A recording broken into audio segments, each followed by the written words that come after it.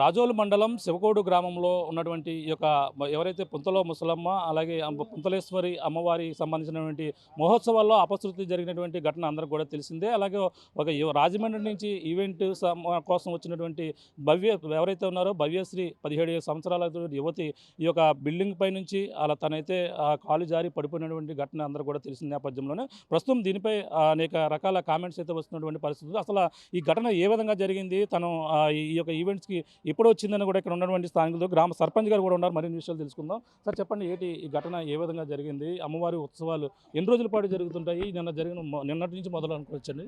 నిన్న అమ్మవారిని బయటికి తీసుకొస్తామండి. పోతే మాకు నెల్లాల పండుగ అండి. ఇది నెల్లాల పండుగ అయితే కులానికి ఒక జాతర. అంటే మాలు ముంద సాకల్లో కుమ్మర్ల మంగళది వాళ్ళదో జాతర అండి. తర్వాత ఏమో కాపులది, తర్వాత చెట్టు బజ్జీలది, తర్వాత ఊరు సేవ, లాస్ట్ని జాతర మాదండి ఎస్ఎల్ది. జాతర అంటే ఆ రోజునే అమ్మవారు పూజఘాటం బయటకు వస్తుంది, జాగరం అంటారండి. పోతే నిన్న అమ్మవారిని తీసుకొచ్చే టైంలో వాళ్ళకి బోనాలమ్మ ప్రోగ్రాం వాళ్ళకి ఇవ్వటం జరిగింది. వాళ్ళు 5 గంటలకి సుమారు 5 గంటలకు ఫోన్ చేస్తే గుమస్తా గారు వచ్చి రూమ్ తీయడానికి అది ఇది టైం పెట్టడానికి వాళ్ళకి రూమ్ ఇవ్వడానికి అది చెప్పడానికి 5:30 అయింది. ఈ లోపల వాళ్ళు పైకి ఈ సైడ్ ఉండమని చెప్తే ఆ అమ్మాయి అక్కడ కర్ర కట్టేసిన కారణంగా ఆ అమ్మాయి ఎత్తు జోళ్ళు చెల్లెలు జోళ్ళు వేసుకుని ఆ జోళ్ళతో వెళ్తూ ఆ అమ్మాయి వెనక్కి మాట్లాడుకుంటూ వెళ్తుందో మరి ఏంటో మనం చూడలేదు. ఆ అమ్మాయి పడిపోయిన తర్వాత వాళ్ళు ఒక అమ్మాయి సాయన్న అమ్మాయి చూసి చెప్తే వాళ్ళు ఏ వ్యాన్ మీద వచ్చారో అదే వ్యాన్ మీద వాళ్ళు తీసుకెళ్ళడం జరిగింది. వెళ్తా ఒక మా గుమస్తా గారికి చెప్పడం జరిగింది. అది మళ్ళీ కొమరెడ్డి వాసు మా కమిటీలో అతను మా అందరికీ ఫోన్ చేయడం జరిగింది. మేము వెంటనే హాస్పిటల్కి రావడం జరిగింది. హాస్పిటల్కి తీసుకెళ్ళేటోడికి చనిపోయిందని డాక్టర్ గారు చెప్పడం జరిగిందండి. ఎన్ని గంటలు జరిగింది ఘటన? సరిగ్గా ఎన్ని గంటల సమయంలో జరిగింది?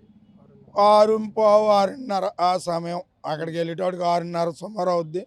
హాస్పిటల్కి వెళ్ళేటోడికి ఇక్కడ 6ంటికి జరుగుంటుంది. 6:30 దాటి అవుద్ది, దగ్గర 7. మేము వెళ్ళేటోడికి 7:30కి అందరం మేము వెళ్ళాం.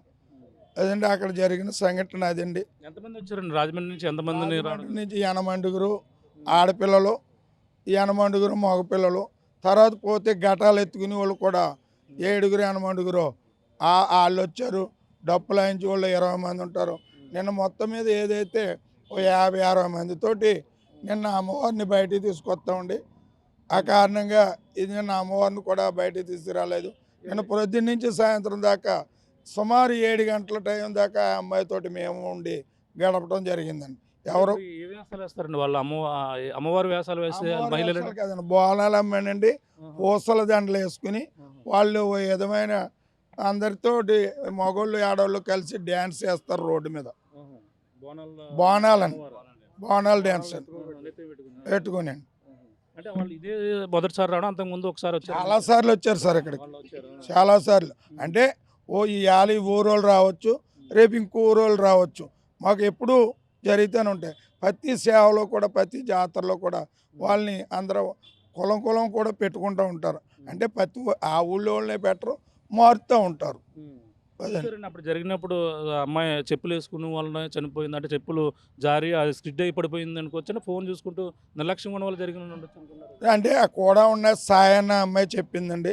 లేకపోతే మనకేం తెలుసు, నేను కొంచెం ఎదరుకున్నానండి. ఆ అమ్మాయి అనుకుంది. ఆ కారణంగానే ఆ లెక్క ఇవ్వనంటే కూడా ఆ ఎత్తు జోళ్ళు తీసుకుందంట ఆ లెక్క దగ్గర. ఆ ఎత్తు జోళ్ళు ఆ పిల్ల నడలేదంట. ఆ కారణంగా ఎత్తు జోళ్ళే ఆ అమ్మాయికి ఆ తర్వాత ఫోన్ చూసుకుంటూ వెళ్ళటంలో ప్రమాదం జరిగింది. దాన్ని మనమైతే మేము చూడలేదు. వాళ్ళు చెప్పిన విషయాలే, వాళ్ళు పోలీసు వాళ్ళు చెప్తే రాసుకున్న విషయాలే. అంటే ఇక్కడ నిర్మాణంలో ఉంది అమ్మవారికి సంబంధించిన ఈ యొక్క ఏదైతే కళ్యాణ మండపం ఇవన్నీ కూడా అమ్మవారికి సంబంధించి అమ్మవారి అండి. అంటే ఇక్కడ 2 మెట్ల మార్గం ఉంది. ఇటువైపు నుంచి తను వెళ్ళడం జరిగింది. ఇటువైపున ఇచ్చామండి మేము. ఇటువైపున ఇస్తే వాళ్ళు ఇటువైపున ఉండకుండా ఆ అమ్మాయి వెనకాల వైపుకి వెళ్ళింది. మరి ఏ కారణంగా వెళ్ళిందో ఫోన్కి మాట్లాడుకుంటూ వెళ్ళిందంట ఆ అమ్మాయి, సాయన్న అమ్మాయి. తర్వాత మేస్త్రి అన్న కుర్రాడు కూడానే తర్వాత మేస్త్రికి ఈ సాయన్న అమ్మాయి చెప్తే మేస్త్రికి అదే వాళ్ళు వచ్చిన వ్యాన్లో తీసుకెళ్ళడం జరిగిందండి. అంటే ఆ సమయంలో అమ్మాయితో పాటు కొంతమంది చూసానంటున్నారు కదా, వాళ్ళు ఎటువంటి అనుమానాలు ఉన్నాయని కూడా చెప్పడం ఏమీ జరిగింది. చెప్పలేదండి. ఆ కుటుంబ సభ్యులు ఏమీ చెప్పలేదండి. ఎవరి మీద అనుమానం చెప్పడానికి ఎవరో లేరు సార్. మేము ఎవరు ఉండం. ఉదయం 6 గంటలకు. ఉదయం అంటే ఇప్పుడు ఈ నైట్ టైం అయితే అందరం ఉంటాం తప్ప ఉదయం అయితే మేము ఎవరు ఉండం. అంటే అప్పుడే కదా ప్రోగ్రామ్. అంటే వాళ్ళు వాళ్ళ నైట్ వచ్చారు, నైట్ ఇక్కడ ఉన్నారని అంటారు. అటువంటిది ఏం కాదు. లేదు లేదు లేదు లేదు. ఆ ఉదయం వచ్చారండి. వాళ్ళే చెప్పారు. వాళ్ళు నైట్కి వస్తానన్నారు. నైట్కి వస్తే మా దగ్గర ఇక్కడ వసతులు లేవు, నైట్ రావద్దు, పొద్దున్న రామని మేమే చెప్పడం జరిగింది. వాళ్ళు నైట్కి వచ్చేస్తానన్నారు. నైట్కి రావద్దు, పొద్దున్న రండి అని చెప్పడం జరిగింది. ఇప్పుడు ఈ అమ్మాయిని ఏ విధంగా ఆదుకున్నారని మీరు అందరూ కూడా సమావేశం అయ్యారు, రకరకాల కామెంట్స్ వస్తున్నాయి. మీరు ఏ విధంగా ఆదుకున్నారు? మేమైతే అండి ఆ అమ్మాయి మా ప్రోగ్రాంలోకి కానీ మా ప్రోగ్రాంలో లేకపోతే ఏదైనా చేస్తున్నప్పుడు కానీ అయితే ఇది ప్రమాదంలో మన కోసం జరిగింది కాబట్టి కంపల్సరీగా మనం వాళ్ళకి ఏదో ఇవ్వాలి.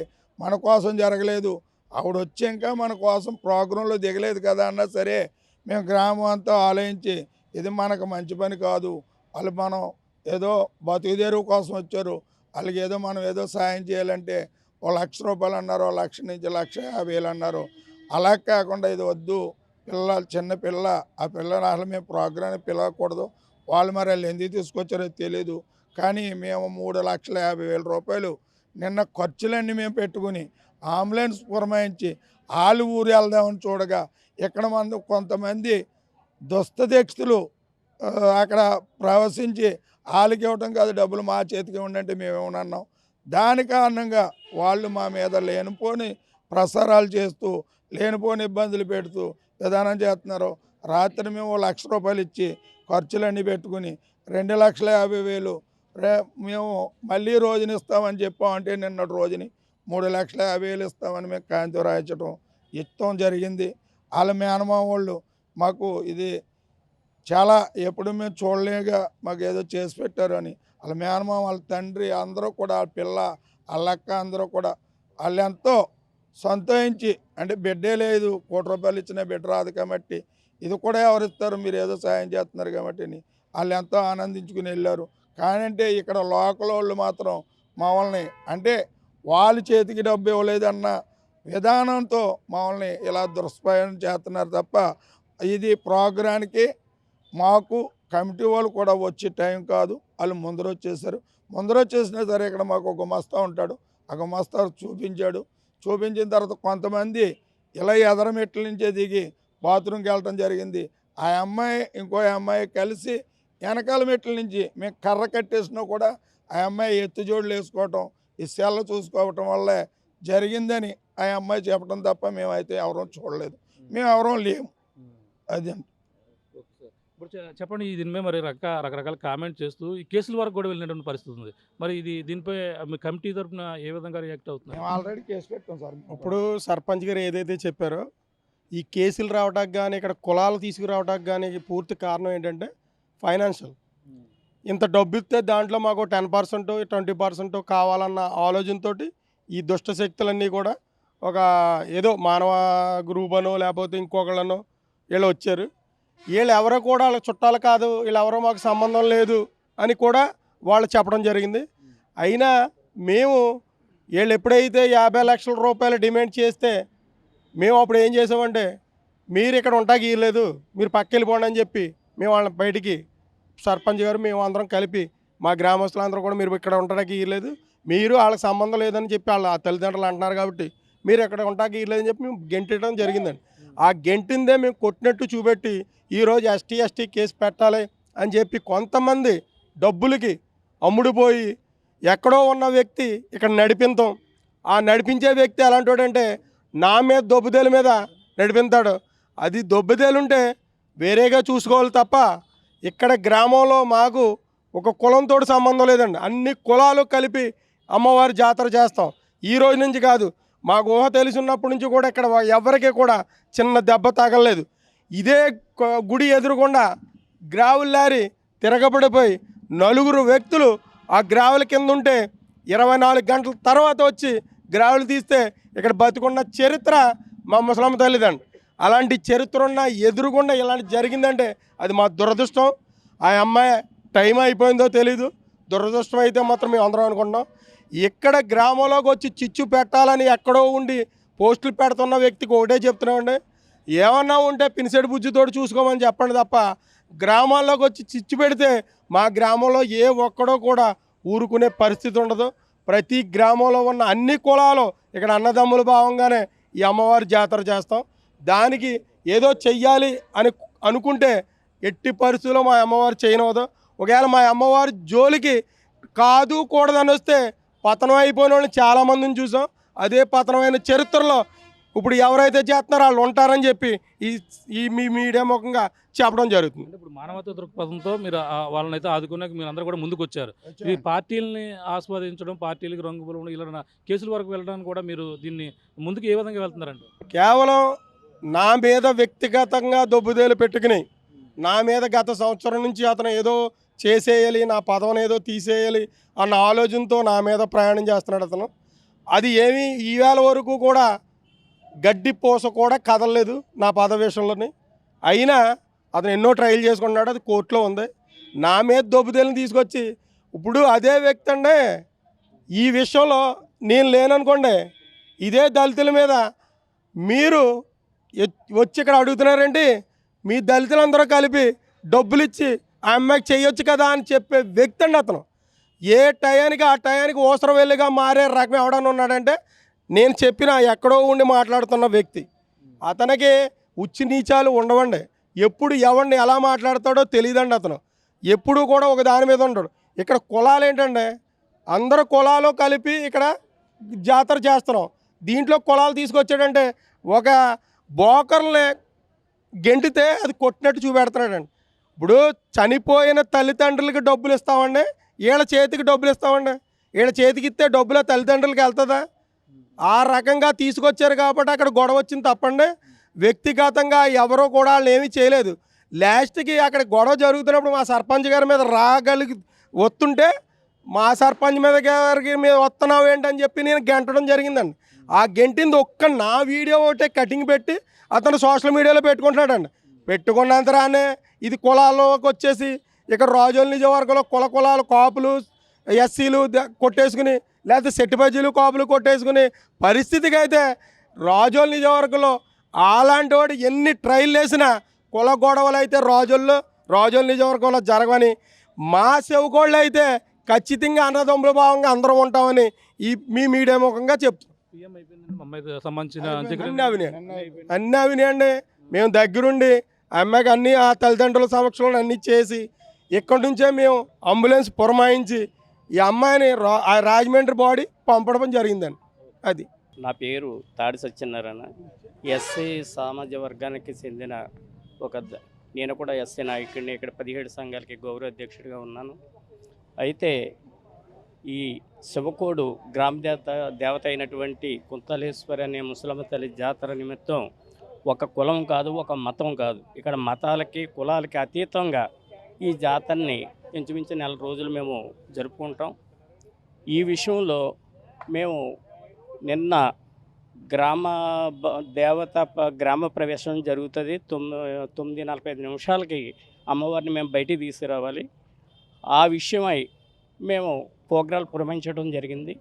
అయితే రాజమండ్రి నుంచి కొంతమంది కళాకారులు ముందు 5:30కే ఇక్కడికి ఒక వ్యాన్ మీద వచ్చారు. ఒక 8 లేడీసు, అలాగే ఒక 8 మగోళ్ళు, డ్రైవేరు, వీళ్ళంతా రావటం జరిగింది. వచ్చిన తర్వాత మేము వచ్చామని చెప్పేసి మా గుమస్తా గారికి ఫోన్ చేస్తే నేను వస్తున్నాను ఉండండి అని చెప్పి ఆయన వచ్చి ఇలాగా మెట్ల మీదుగా ఎదరి నుంచి మెట్లు ఉన్నాయి పైకి, ఆ మెట్ల ద్వారా తీసుకెళ్ళి అక్కడ రూమ్ ఇవ్వటం జరిగింది. వాళ్ళు వచ్చింది 5:30కి అయితే 6:30కే ఆ అమ్మాయి, ఏ అమ్మాయి అయితే చనిపోయిందో ఆవిడ ఫోన్ మాట్లాడుకుంటూ ఐవిల్స్ జోళ్ళు వేసుకుని మేము వెనక నుంచి దూరం బంద్ చేసాం. మరి వాష్రూమ్కి వెళ్ళాలనుకుందో ఏంటో తెలీదు, మేము కట్టేసినటువంటి కర్ర కూడా విప్పేసి ఆవిడ అలా ఫోన్ మాట్లాడుకుంటూ వెళ్ళటం జరిగిందంట. అయితే ఆ అమ్మాయితో ఇంకో అమ్మాయి కూడా దిగుతుంది. ఆ అమ్మాయి అక్కడ పోలీసు వారికి మాకందరికీ చెప్పడం జరిగింది. ఆ అమ్మాయిని తీసుకెళ్ళిన తర్వాత మేము అక్కడికి వెళ్ళాం, గవర్నమెంట్ హాస్పిటల్కి వెళ్ళి ఆ అమ్మాయికి న్యాయం చేయాలి. ఎందుకంటే మా ప్రోగ్రాంలో పాల్గొనకపోయినా మా ప్రోగ్రాం గురించి వచ్చింది కాబట్టి ఒక దళిత అమ్మాయి కాబట్టి మేము ఆ అమ్మాయికి న్యాయం చేయాలనే ఆలోచనతో ఏదో 1,2 లక్షలని అక్కడి నుంచి వెళ్ళి 3,50,000కి ఆ రక్త బంధువులతో మేము మాట్లాడి సెటిల్ చేసిన తర్వాత దళిత నాయకులమని ఈ గుడిమలంక నుంచి ఓ 2, గెద్దాడి నుంచో 3 ఇలాగ వాళ్ళు వచ్చి పంచనామా నిర్వహిస్తున్నారు. ఇవన్నీ అయిపోయి మేము మాట్లాడేసుకున్న తర్వాత రక్త బంధువులతోటి పంచనామా జరిగే టైంలో వచ్చి వాళ్ళు అది పంచనామా చేయడానికి వీల్లేదని ఆబ్జెక్షన్ జరిగి అదేంటి ఏదైనా ఉంటే మాతో మాట్లాడుకోవాలి కానీ వాళ్ళతో మాట్లాడుకోవటం ఏంటి? మీరు ఇచ్చేది ఏదైనా మా దళిత సంఘాల నాయకులకి ఇవ్వాలి, మా ద్వారా సెటిల్ చేసుకోవాలి. ఆ ద్వారా సెటిల్ చేసుకోవాలని దళిత నాయకులు అమ్మాయికి న్యాయం చేయాలని వస్తే ఏం చేయాలి? ముందు కమిటీ వారిని పిలిచి అయ్యా ఏం జరిగినా మీ తప్పు లేకపోయినా మరి మీరు న్యాయం చేయమని చెప్పాలి మాకు. అది చెప్పడం మానేసి వాళ్ళే డిమాండ్ చేసేసి ఆ డబ్బులు మాకు ఇవ్వండి అని చెప్పి డిమాండ్ చేస్తే మా సర్పంచ్ గారు మీకు పని లేదు, మేము రక్త బంధువులకి ఇస్తాం తప్ప మేము రూపాయి ఇవ్వం, మీకు సంబంధం ఏంటి, మీరు బయటికి వెళ్ళండి అని ఇలా గెంటుకుంటూ తోపులాట జరిగింది. ఒక గ్రామ సర్పంచ్ అని కూడా చూడకుండా ఈ నక్క రామారావు గారిని సేవ్ చేసుకోవడానికి ప్రయత్నించారు. ఆడు పించేటి బుజ్జి గారు పక్కన ఉన్నారు, మేమంతా లోపల ఉన్నాం. ఆయన ఒక సర్పంచ్ని మీరు సేవ్ చేసుకోవడానికి వస్తున్నారని చెప్పేసి ఆయన ఇలా గెంటడం జరిగింది. సిఎస్ గెంటారు తప్ప ఆయన కొట్టలేదు. అయినా సరే ఈ దళిత నాయకులను వదిలిపెట్టి ఇంతమందిని కేవలం ఒక కాపు వర్గానికి చెందిన ఆ పించేటి బుజ్జి అన్న ఆయన వాళ్ళకి వాళ్ళకి ఉండి కక్షలు ఉంటే ఇంటికాడ చూసుకోవాలి, లేకపోతే వేరే సమస్యలు చూసుకోవాలి. కానీ గ్రామ దేవత విషయంలో ఆయన తీసుకోకూడదు కదా. ఆయన మా కమిటీ నంబరు. ఈ కమిటీలో ఎవరికి అన్యాయం జరిగినా మొత్తం గ్రామం అంతా అని తరపున నిలబడతాం. ఇక్కడ కులాలు మతాలు అన్నీ కూడా వేరువేరు. అయితే రక్త బంధువులు మాత్రం ఏ విషయంలోనూ కూడా పోనీ మీరు న్యాయం చేశారు మాకు అదే చాలన్నారు. కానీ ఈ మధ్యన వచ్చినటువంటి ఈ దళిత నాయకులు పౌర హక్కుల సంఘం అని, మానవ హక్కుల సంఘం అని, అలాగే మేము దళిత నాయకులమని ఎక్కడో రాజమండ్రి నుంచి పట్నాల విజయ్ కుమార్ ఆయన నేను బీఎస్పీ నాయకుడిని, నేను చెప్పినట్టు వినాలి, వాళ్ళనేమో మీరు ఎలా ఒప్పుకున్నారు, 50 లక్షలు డిమాండ్ చేస్తాను నేను, ఈ 50 లక్షలు నేను ఇప్పిస్తాను, మాకు 10 లక్షలు ఇవ్వండి అని చెప్పేసి వాళ్ళతో మాట్లాడుకుని ఈ గొడవకు అంతటికే కారణమయ్యాడు అతని పని ఏంటి? ఇది గ్రామ విషయం, గ్రామంలో దేవత విషయం అయి ఉంటే వాళ్ళంతా వచ్చి మాతో మాట్లాడుకోవాలి. మేమంతా కమిటీ మాతో మాట్లాడుకుని మేము న్యాయం చేయకపోతే అప్పుడు ఇతరులు పిలుచుకోవాలి. అటు కుటుంబ సభ్యులు పిల్లలేదు వీళ్ళని, పోనీ మేము పిల్లలేదు, వీళ్ళ మధ్యలో వచ్చి కల్పించుకుని వీళ్ళు ఇష్టం వచ్చినట్టు గ్రామాన్ని అల్లరి చెప్తున్నారు. ఈవేళ అంటే ఏం జరిగింది అంటున్నారు? అంటే వాళ్ళు మీరు చెప్పిన ప్రకారం అమ్మాయి మొబైల్ చూసుకుంటూ వచ్చి పడిపోవడం అని కూడా జరిగింది. ప్రమాదం ఆ విధంగానే జరిగింది అంటున్నారు, వేరే లేదండి? ఆ విధంగానే అలాగే వాళ్ళు ఒప్పుకున్నారు. కూడా వచ్చినటువంటి ఒక అమ్మాయి కూడా పోలీసు వారికి ఆవిడ పంచనామాలో చెప్పింది,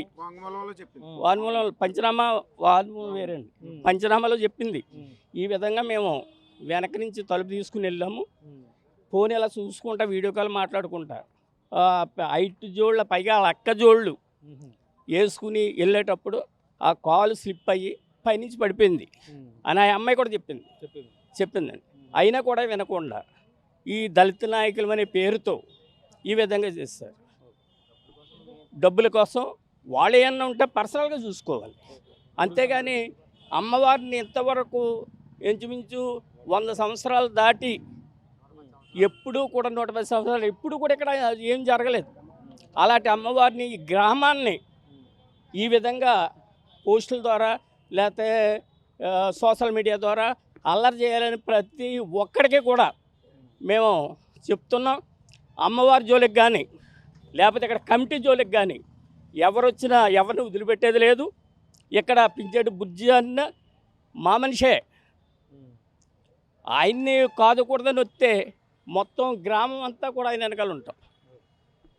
వాళ్ళకి ఇప్పటికైనా బుద్ధి తెచ్చుకుని జరిగిన విషయాన్ని తెలుసుకుని మాట్లాడటం మంచిదని ఈ సోషల్ మీడియా పోస్టులు ఇప్పటికైనా ఉపసంహరించుకోవాలని మీ మీడియా ద్వారా తెలియపోతుంది. పరిస్థితి ఇక్కడ ఉన్నటువంటి ఆలయ నిర్వాహకులు కావచ్చు, జనసేన నాయకులు మొత్తం అందరూ కూడా దీనిపై మాట్లాడినటువంటి పరిస్థితి ప్రధానంగా కనబడుతుంది. ఏదైతే తను ఆ ఈవెంట్ నిమిత్తం రావడం 5:30 ప్రాంతంలో ఇక్కడ రావడం, ఏదైతే రాజపేట నుంచి 12 మంది బృందంతో పాటు మిగిలిన ఏదైతే అమ్మవారు వేషధారణలు వేసేందుకు వచ్చి ఈ యొక్క ఉత్సవం అంటే 9:30 ప్రాంతానికి మొదలవస్తుంది. ఉదయం వచ్చి ఇవన్నీ కూడా రెడీ అవ్వడానికి అమ్మవారి గుడి ఎదురుగా ఉన్నటువంటి ఏదైతే ఈ యొక్క కళ్యాణ మండపం నిర్మాణంలో ఉంది, ఆ యొక్క వచ్చి అక్కడికి ఏదైతే వాష్రూమ్ కానీ దిగుతున్న నేపథ్యంలో మెట్లు ఇంకా నిర్మాణ దశలో ఉన్నటువంటి వాటికి వెక్కుతూ అలాగే మొబైల్ చూస్తూ తన వేసుకున్నటువంటి చెప్పులు ఏదైతే ఆ హై వీల్స్ ఏవైతే ఉన్నో దాన్ని వాడడం వల్లే తను సరైన విధంగా నడలేక ఆ మెట్ల మీద జారి పడి తను చనిపోయినటువంటి పరిస్థితి ఉంది. దీనిపై అక్కడే హాస్పిటల్కి అయితే అక్కడ ఉన్నటువంటి కూడా వచ్చినటువంటి వారితో పాటు ఇక్కడ ఉన్నటువంటి వారు తీసుకువెళ్లారు.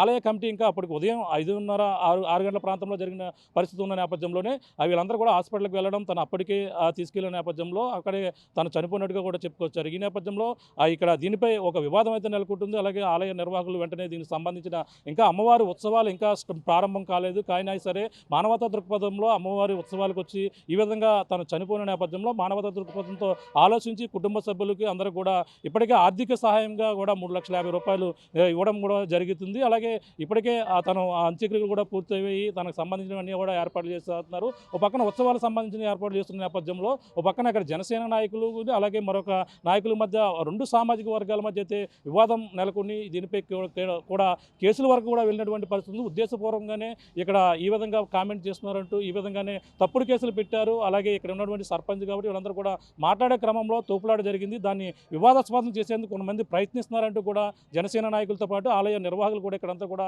మండిపడుతున్నటువంటి పరిస్థితి ప్రధానంగా ఉంది. ఏదేమైనా దీన్ని రాజకీయం చేయొద్దు. ఏదైనా ఇక్కడ అమ్మవారి సంబంధించినటువంటి ఉత్సవాలు ఎంతో ఘనంగా ప్రతి సంవత్సరం నిర్వహిస్తారు.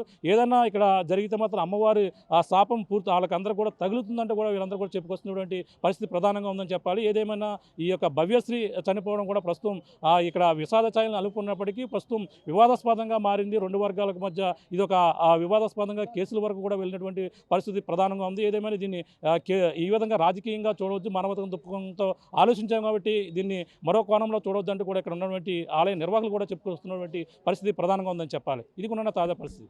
నలితో ప్రకాష్, ఆర్టీవీ, రాజోలు నియోజకవర్గం నుంచి. Local to global news at your fingertips. మీ చేతిలో ఒక ఆయుధం. డౌన్లోడ్ రా TV app. Media legend Ravi Prakash is back.